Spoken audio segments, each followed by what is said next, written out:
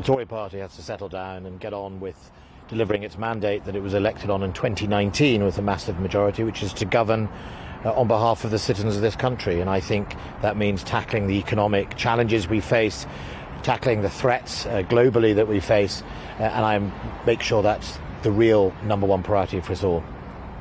Can you say whether you would be standing in this leadership race?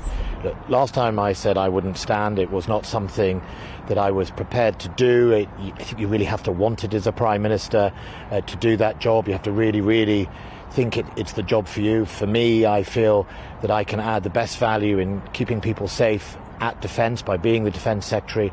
It's the job that I have been doing, and it's the job I intend to stay doing. So I am not going to be standing for Prime Minister this time, and the same reasons really apply as last time. Can you tell us who you would be putting your weight behind? Well, I think it's really important to consider for me which candidate will recognise the very pressing security concerns that face this country at the time, that will take decisions to invest in defence and security. It's really important. Without national security, there is no economic security, and I think that is important that whoever are the candidates putting their names forward, they indicate that. But also at the same time, I have to recognise the issue of the mandate. This will be potentially our third Prime Minister since the general election of 2019. That means we have to think about that legitimacy question that the public will be asking themselves, and also about who could win the next election. That's obviously important for any political party at the time. So, at the moment, I would lean towards Boris Johnson. I think he will still have some questions to answer around, obviously, that investigation. But I know when I was Secretary of Defence, he invested in defence, he supported me, he supported the actions this country has taken to keep us safe. So that's at the moment, I'm leaning towards that. But I think, there are a few days to go, and we'll see what's happened. There's some, other candidates who are just as excellent putting their name in the ring, but I think fundamentally we have to answer those first 2 points I said earlier. So you would not be supporting then the candidacy of Rishi Sunak? Well, I think what I've said is at the moment I'm leaning towards Boris Johnson. I'll be keen to see what Rishi Sunak also says on defence and security and investment. And I think it's just important to reiterate to your viewers, there can't be economic security without national security. And therefore, those candidates need to answer that question as much as what they're going to do in the here and now about the economy.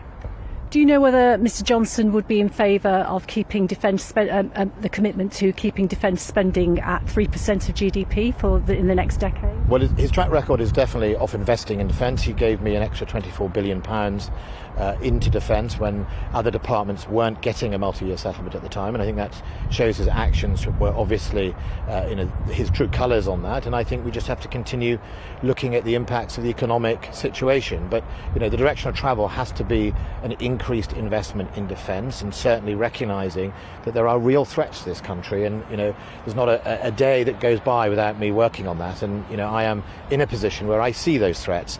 Often the public can't see them, I'm afraid, because of intelligence, but nonetheless they are real, and I'll look for a candidate and a leader that can do that. Boris Johnson has to date always had that track record, and that's why I'll be leaning towards him at the moment.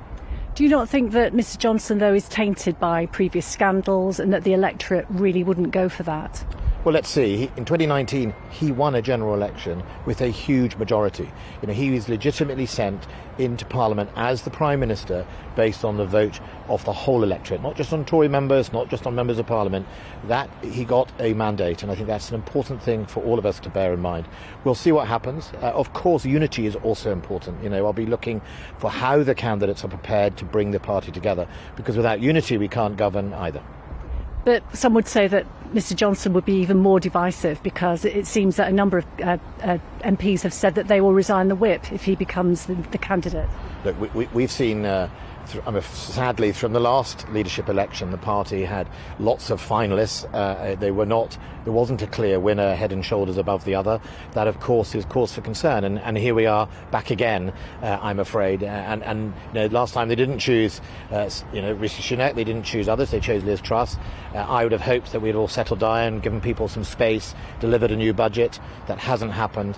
So therefore, we have to recognise we have to focus on unity. We have to focus on who's best placed to win the next election as well. Do you think it's realistic for there to be a Halloween budget, given that the new leader will only be in place 2 days before this budget takes place? Well, look, I think the timing of the budget is incredibly important when it comes to the advice you get from the Treasury. The Treasury has to make sure that it keeps confidence in the international markets, and if that deems a budget on the 31st October, then that is what potentially has to happen. But I'll leave that decision to the Chancellor, who has the best interests of the economy at his heart.